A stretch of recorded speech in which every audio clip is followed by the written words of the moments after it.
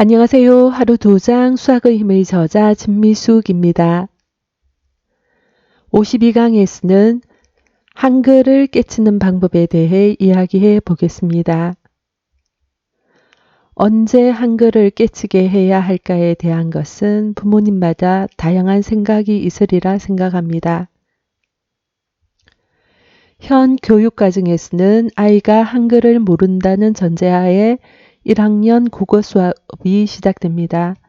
하지만 현실에서는 한글을 전혀 모른 채 1학년이 되면 어려움이 있을 수 있습니다. 1학년 국어 교과서는 한글을 모른다는 전제하에 교과서가 편성되어 있지만 수학은 처음부터 상당한 독해력을 요구하고 있습니다. 1학년 1학기 1단원 24쪽 내용입니다. 안전모는 자전거보다 많습니다. 자전거는 안전모보다 적습니다.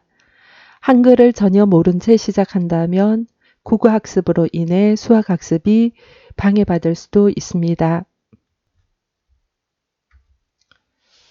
늦어도 7세 가을부터는 한글을 익히면 어떨까 생각합니다.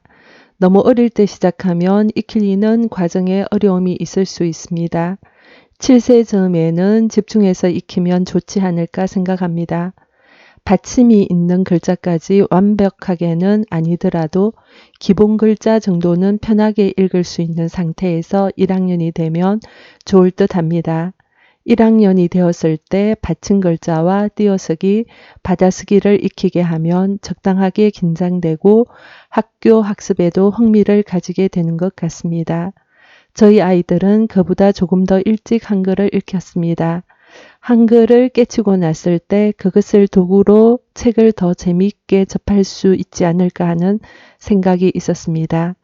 저희 아이들에게 한글을 가르치던 방법을 소개해 보려 합니다. 한글을 익히기로 마음먹었다면 첫 번째, 가에서 하를 완전히 익히게 합니다. 한글을 공부할 땐 통문자로 시작하는 것이 좋습니다.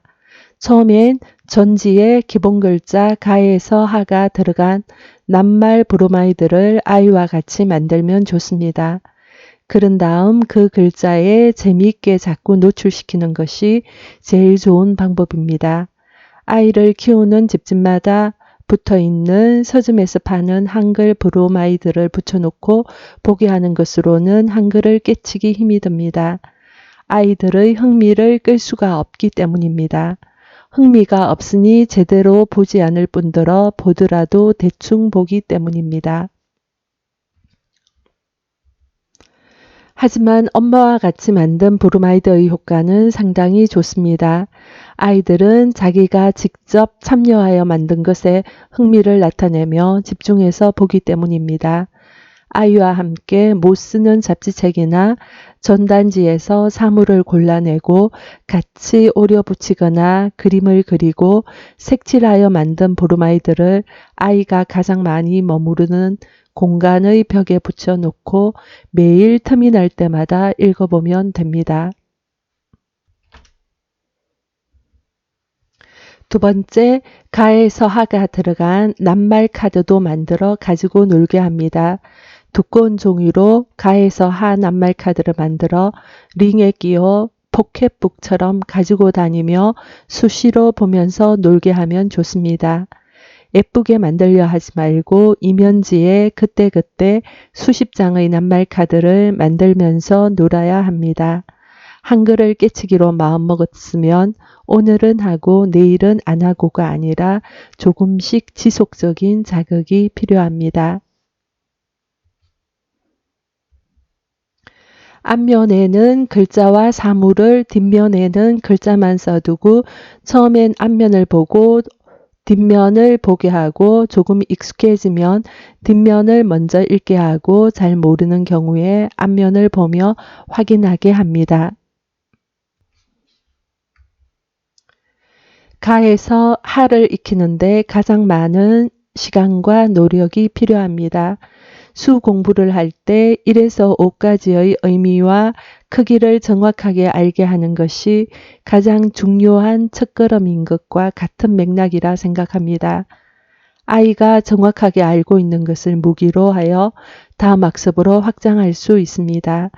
가에서 하가 완전해지면 가에서 하를 조금 변형한 형태의 글자를 익히게 합니다. 가, 감, 강, 다, 당, 달, 마, 말, 망, 바, 발, 밤, 사, 산, 상, 이런 종류의 낱말을 읽으면서 글자의 형태도 익히고 읽는 느낌도 알게 합니다. 익히는 단어는 아이가 좋아하는 동물, 과일, 주변에서 흔히 보는 사물의 이름이면 좋습니다. 엄마, 아빠, 친구 등 가까운 사람들의 이름을 익히는 것도 좋은 방법입니다. 사용 빈도수가 낮은 글자는 나중에 익혀도 됩니다. 쉬운 기본 글자를 완전히 알고 나면 자연스럽게 이해되어지는 규칙이 있습니다.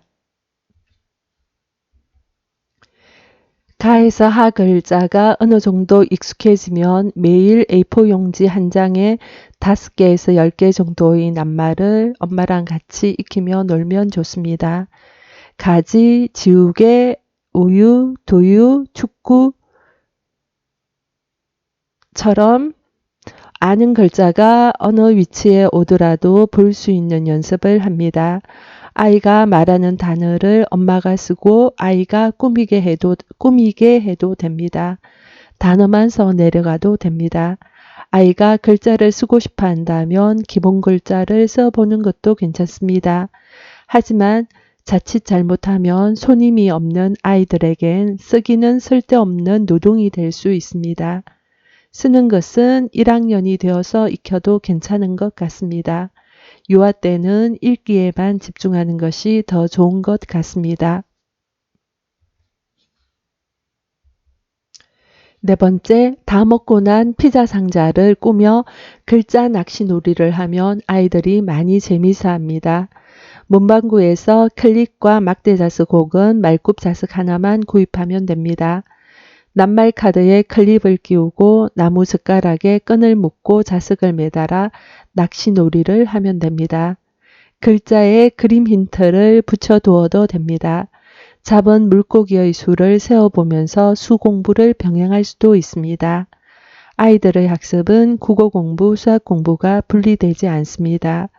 놀이 속에서 자연스러운 상황 속에서 국어, 수학을 같이 조금씩 익히면 됩니다. 학습이 아니라 놀이가 되어야 아이는 자기도 모르는 사이에 재미있게 한글을 깨치게 됩니다. 저희 집 아이들은 글자 낚시를 엄청 좋아하여 거실에 낱말 카드를 뿌리고 소파에 앉아 낚시놀이를 많이 하였습니다.